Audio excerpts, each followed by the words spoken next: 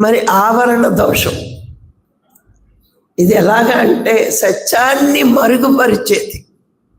ఆవరణ దోషం అంటే రెండోది, ఇది కూడా మాయ వల్లే. సత్యాన్ని మరుగుపరుస్తుంది, వేరొక విధంగా అర్థమవుతుంది. ఎండమావులు నీళ్ళు అనుకోవడం అంతే కదా, దూరంగా ఎండమావులు కనిపిస్తాయి, అవి నీళ్ళ కాదు, అది సత్యం కాదు.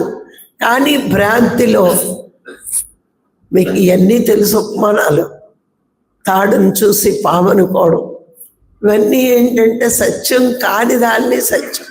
అక్కడ సత్యం తాడు, చీకట్లో తాడు సత్యం. కానీ మనం పాము ఎందుకు అనుకుంటున్నాం? మనకున్న దోషం, ఏమో పామేమో, లేకపోతే అక్కడ నీళ్ళు ఉన్నాయనుకుని.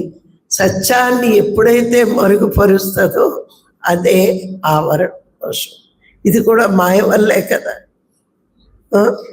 మాయకు వసలకపోతే ఇంత ఎండలో రోడ్డు మీద నీళ్ళు ఎక్కడ ఉంటాయి అంటాం కదా. మనకి మాయ లేకపోతే ఏమంటాం? ఎండలో నీళ్ళు ఎక్కడ ఉంటాయి. మాయ ఉంటే అదిగో అల్లంత దూరాన నీళ్లు కనిపిస్తున్నాయి అంటాం.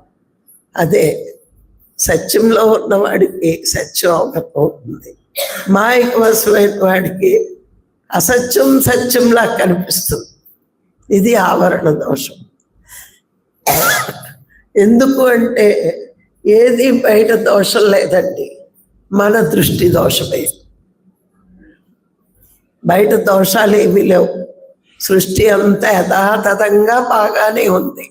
మన దృష్టి దోషం, సృష్టి దోషమే లేదు. సృష్టిలో ఏది ఎలా ఉండాలో అలాగే ఉంది.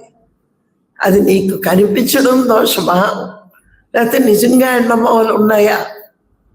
లేనివి ఎందుకు అనుకున్నావంటే నీ దృష్టి దోషం, మన దృష్టి దోషం.